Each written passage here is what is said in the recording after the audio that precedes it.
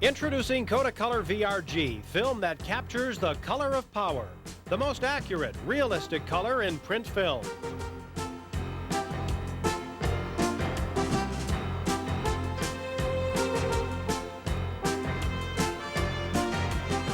Kodak is proud to present One for the Books, the 1985-86 Minnesota North Stars.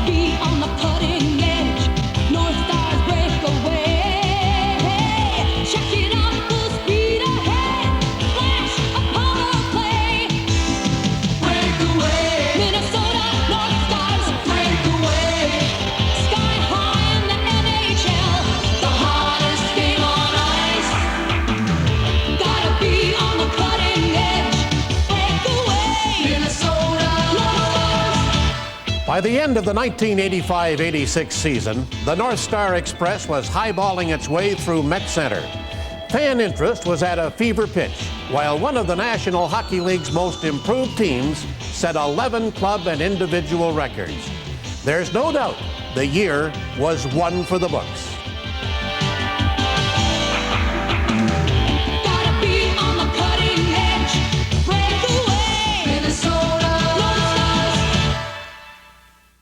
Hi, everybody. Despite getting off to a slow start, the North Stars became one of the NHL's hottest teams. From mid-December on, they were 12 games above 500. They won 13 more games and earned 23 more points than the previous season, making them the most improved team in the league. Much of the credit for that turnaround goes to coach Lorne Henning. In his rookie season, he was a finalist for the Jack Adams Trophy, which goes to the Coach of the Year. Henning was a member of the New York Islanders organization for 13 years. He played on one Stanley Cup winning team and coached under Al Arbor during 3 other Cup wins. Henning coached a combined North Star Islander farm team 1 year before general manager Lou Nanne brought him up to Minnesota. Well, we were very thrilled with the kind of job he did. We felt very strongly that he was capable of being an excellent coach, but until someone really gets that chance to prove themselves, there's always a question of how they're going to relate to the players, how the players are going to accept him, how he's going to be able to communicate and get his point across, and this is with every coach. Well, he came through with flying colors. Henning was among 3 finalists for Coach of the Year and admitted being a little uncomfortable about being in the running. I had mixed emotions. I really I'm happy because obviously the team, when you're up for Coach of the Year, the team's better, and I'd take it this year if we get 20 points better. I'd love to take it, but it's one of those things where I'd like to have went 2 or 3 rounds farther in the playoffs, and I've been very happy.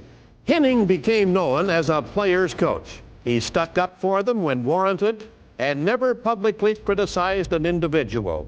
Yet on several occasions, he benched players who were not playing well. I think at the beginning of the year we had a tough time adapting, and everybody was trying to go their own way, and then Lorne got us all on the same track, and by the end of the season we were really working together, and everything was clicking. Well, it's not only on the ice stuff in practice. I think it's off ice in the locker room, going out to dinner or whatever it is. He's around you, he can kid with you. He gets serious when he has to get serious, and I think that's the way a coach has to be. He always can't be grind, and he's got to let the reins out every once in a while, and Lorne knows when to do it, and he knows when to be tough. Probably the big thing that helped us so much was Lorne. It was he came in with the attitude that you're going to play my way, and if you're not going to play that way, you're not going to play at all. He expects hard work from everybody, not just 5 or 6 people that have always worked hard. He expects hard work from everybody.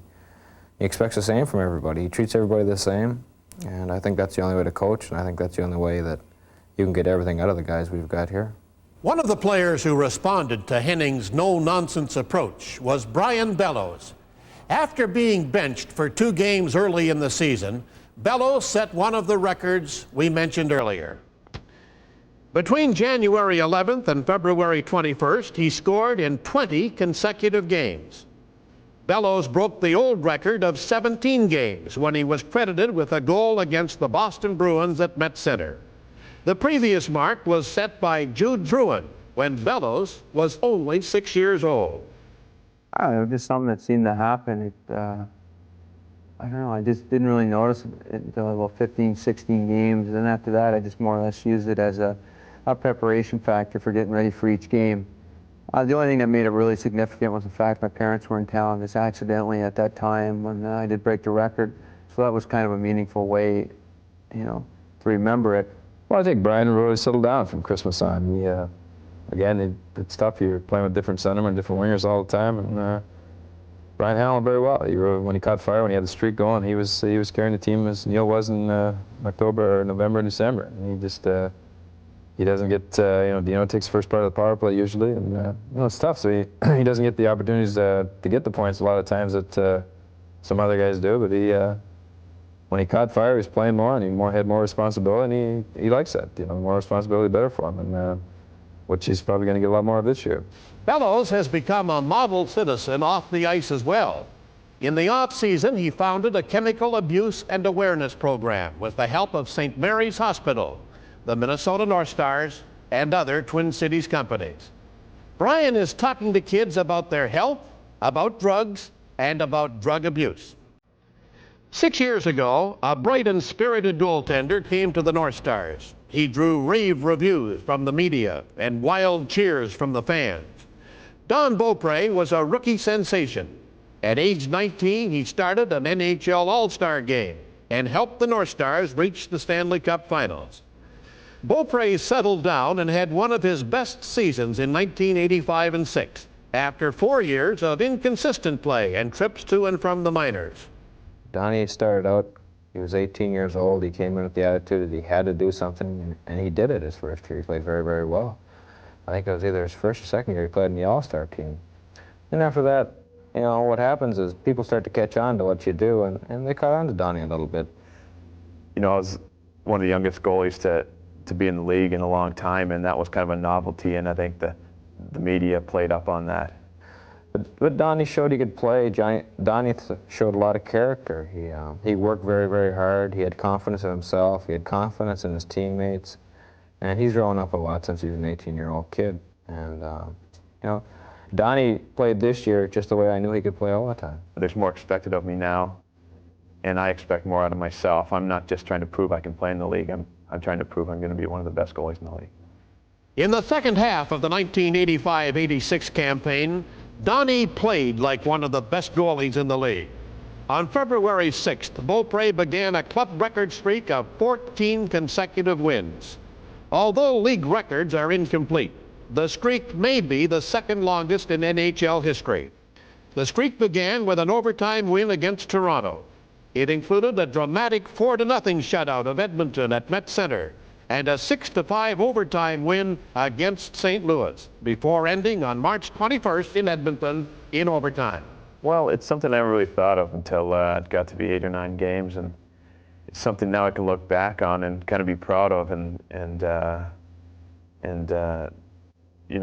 think of it as helping the team to turn things around. We weren't going too good before that streak started, and it's something I kind of stumbled into, but look back and think we won 14 straight games, and it got us back into the hunt for a division title, and I think it was a big step in getting the positive attitude and get that winning feeling again in the room, especially going into the playoffs. The off-season trade of Gilles Meloche opened the door for Beaupre to become the team's top netminder. Meloche landed in Pittsburgh, and early in the year, it led to a memorable first meeting of 2 goaltenders who had become close friends as North Star teammates. It seemed funny to see him in the other uniform. It didn't seem right, but once the game started, you want to win as bad as ever, and when it's all over, you wanted to win that much more, because when you saw him after, all you need to do is smile when you see him like that if you win, and that night he got to smile. The Meloche trade worked out well for the North Stars, not only because it gave Beaupre a chance to establish himself, but also because it gave another bright-spirited goaltender a chance to shine in the NHL. Grand Rapids, Minnesota native John Casey. After playing for the University of North Dakota and being named Rookie of the Year in the American Hockey League, Casey started his first full North Star season with a bang. He was called up in November and won 8 of his first 11 starts.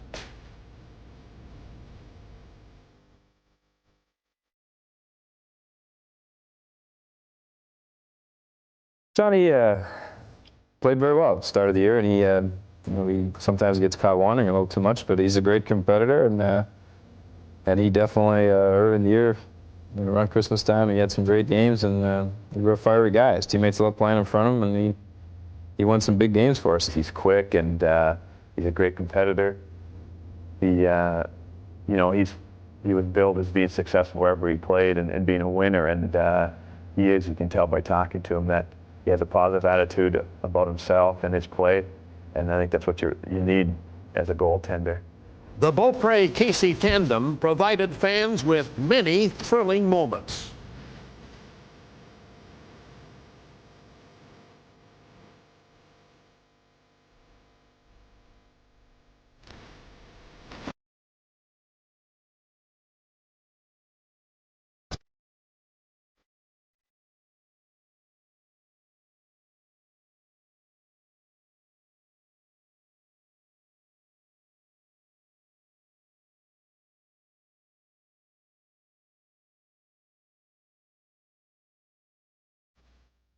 Like Don Beaupre, center Neil Broten was recognized for improved play in 1985 and 6. Broten had his finest season since joining the North Stars in March of 1981. He broke Bobby Smith's club record for assists, but more notably, Broten did what no other American had ever done: scored over 100 points in a single season.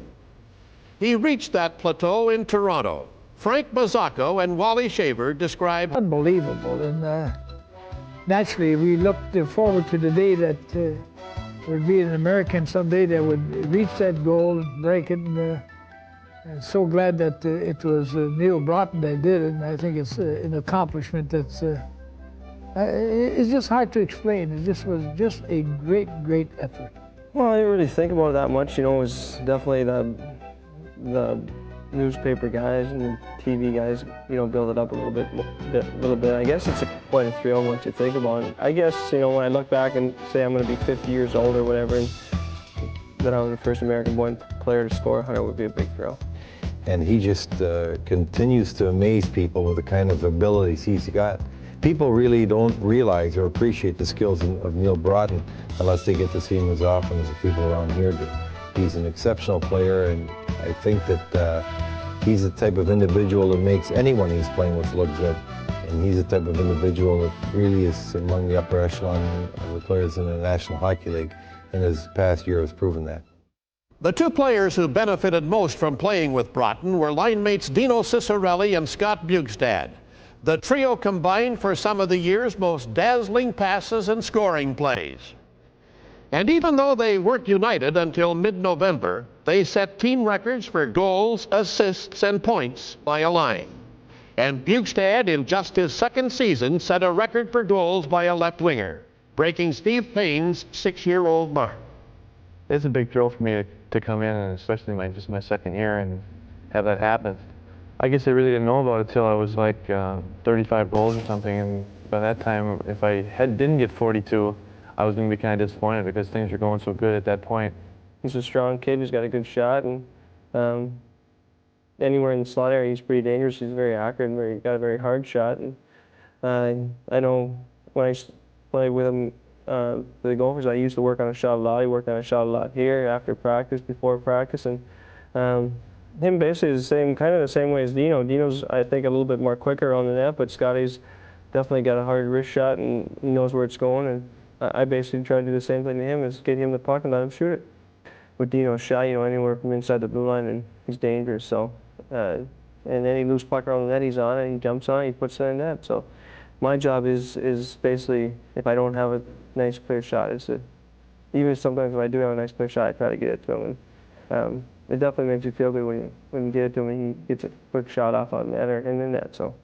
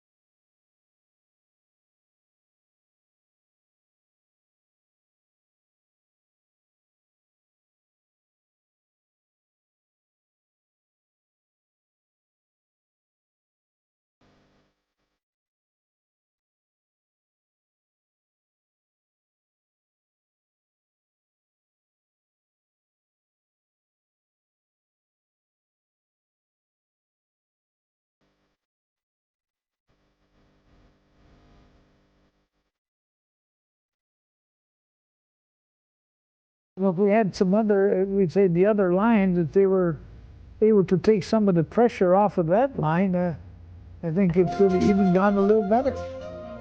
And when you've got an outstanding line, then your opposition's going to defense that one line, put their best defenseman against that type of an offense, and sort of hurts them too. But apparently Neil overcame that along with Dino and Buse.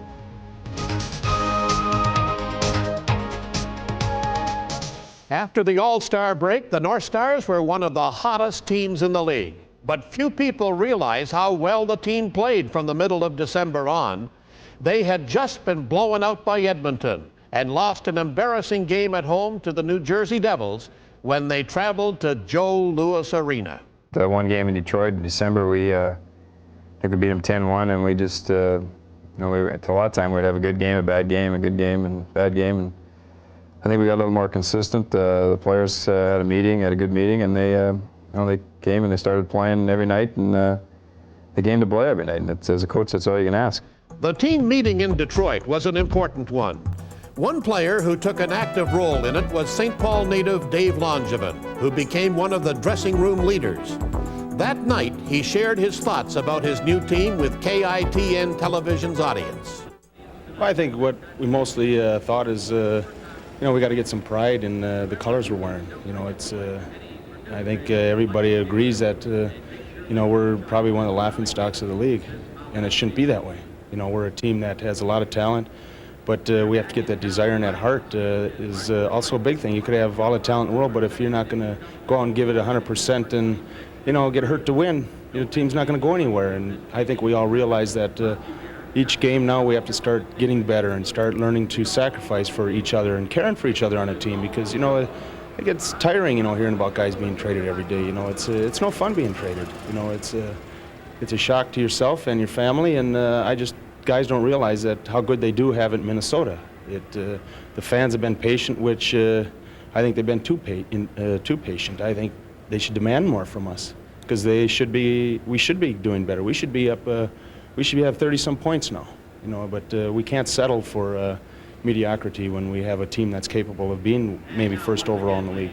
One man who knows what character is all about is defenseman Kurt Giles, who played with Langevin at the University of Minnesota Duluth. More than anything is the way he is in the locker room. He's a leader, he's very unselfish, and he works very, very hard. Then you look back on his record, he's played on 4 Stanley Cup teams, and he's obviously a winner. It's nice to see somebody come in who's been on a winning team, has that winning attitude, and knows what it takes. He's been there, he's been through it, and he can do it. Well, Davey, I guess coming from winning organization, winning the cup, Davey, he sacrifices his body. I mean, nobody gives more than he does. Whatever it takes to win, he does, and that's I think the biggest thing that a lot of guys realize. Although the team played better the rest of December and throughout January, they still had their ups and downs.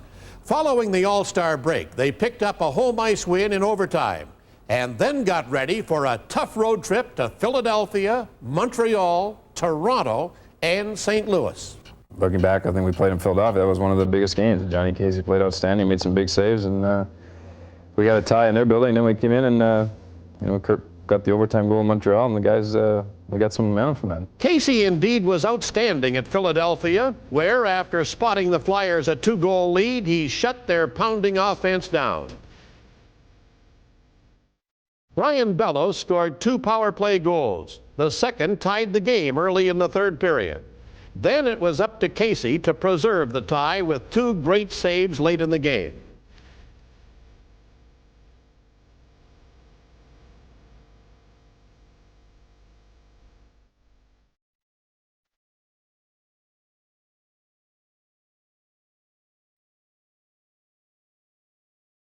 The North Stars and Flyers tied 3-3. The point was a costly one, though, because in that game, Steve Payne was checked by Brad McCrimmon and suffered a serious knee injury which knocked him out of action for the rest of the season. 2 nights later at Montreal, Casey was the #1 star again. Meanwhile, Tony McKegney tipped in a Dino Ciccarelli centering pass to give the North Stars a 3-2 lead with 2 minutes left. The game winner was scored on a daring move by a defenseman who makes few offensive rushes, Kurt Giles. The North Stars won 4-3 and went on to take 5 of a possible 8 points in the successful road trip. It's not easy to silence the noisy crowd in the Chicago Stadium, especially when you're wearing the green and gold of the North Stars. But that's what a 20-year-old man from Rhode Island did on February 19th. Life in the NHL has not been easy for Brian Lawton since being drafted first overall in 1983. Working like a master craftsman with Dennis Marouk and Brian Bellows, Lawton scored 3 power play goals. The last one, midway through the third period, marked his first career hat trick. More importantly, it was the game-winning goal in a 6-5 shootout.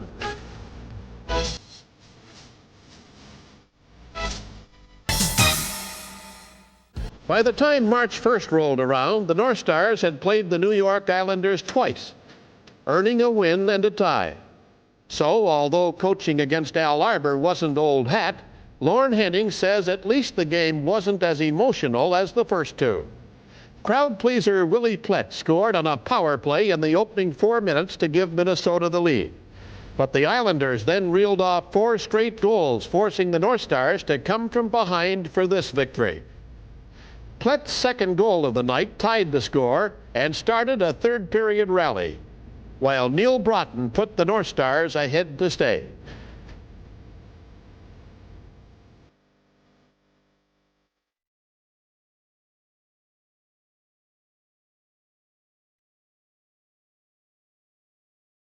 If one game could make this season special, it would be the North Stars shutout of the Edmonton Oilers at Met Center.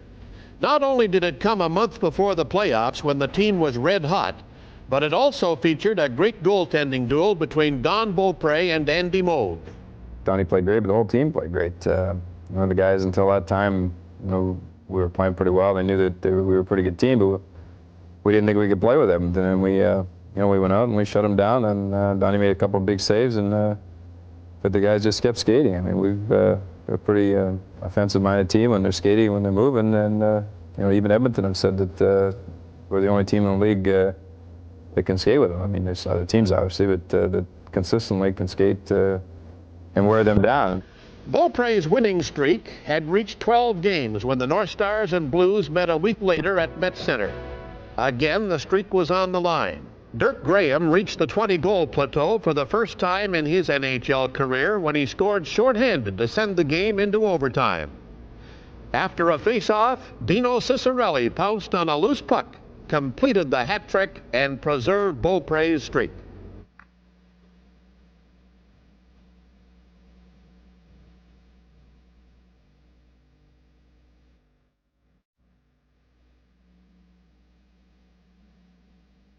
On March 19th, the North Stars scored 4 unanswered goals to rally for a 6-5 win over the Calgary Flames, who made it to the Stanley Cup Finals. Scott Bjugstad fired in 3 goals for his 3rd hat trick of the year. Meanwhile, it was another great game for Beaupre, who earned his 14th consecutive win.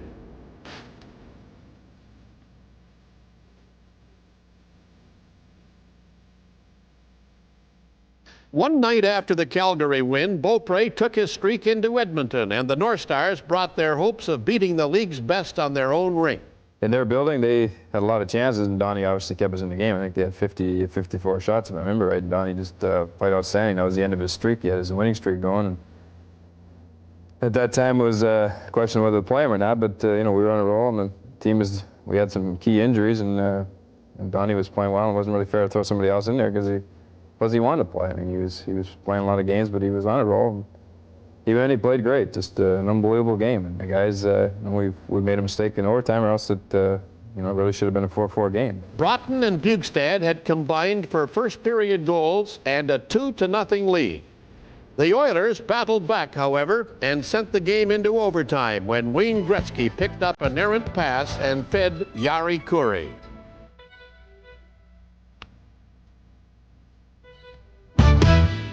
The 1985-86 regular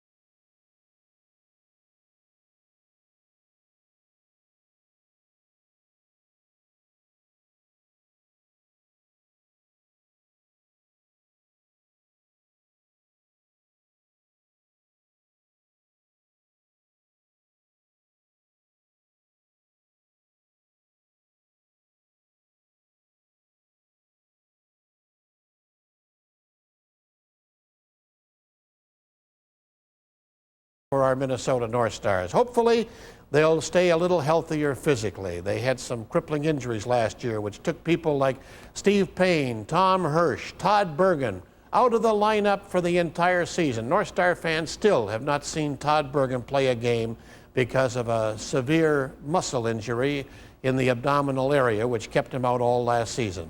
Kent Nielsen suffered a string of injuries in and out of the lineup all season because of them. Hopefully all those players will be healthier. And you know, hope springs eternal in the minds of hockey fans. And this year there's something really big, I think, for North Star fans to look forward to. A newcomer drafted 3 years ago off the Czechoslovakian national team, still just a kid, 21 years of age, František Musel, coming over in July from Czechoslovakia, and he'll appear in a North Star uniform this coming season. From what we've heard, he's something to really get excited about and to look forward to seeing. The coaching staff, of course, firmly in place with people like Lorne Henning, Les Jackson, John Paul Parisi. They're comfortable with the players, vice versa. Everything's shaping up for a good, strong start to this upcoming season. But always the second year is the toughest. You know, we got some things that we got to keep a handle on. We got to watch and make sure that we keep improving, and the guys don't get satisfied. And you know, hopefully we can get to the next to where Edmonton is, and up to the next level, and get to the top 2 or 3 teams in the league. And then you know, that's what it's all about. We're working together a lot better than we ever have, I think, since I've been here. And we want to win for each other. I think that's the biggest thing. And we're just going to work hard, and we're going to make things happen this year. We're not going to wait and see what happens. We're going to make things happen. I think we're going to have a good hockey team. I think we're going to have a winning hockey team. And hopefully it'll be entertaining hockey. I think the point that's come across is, through all these questions, is that everybody is willing to work hard.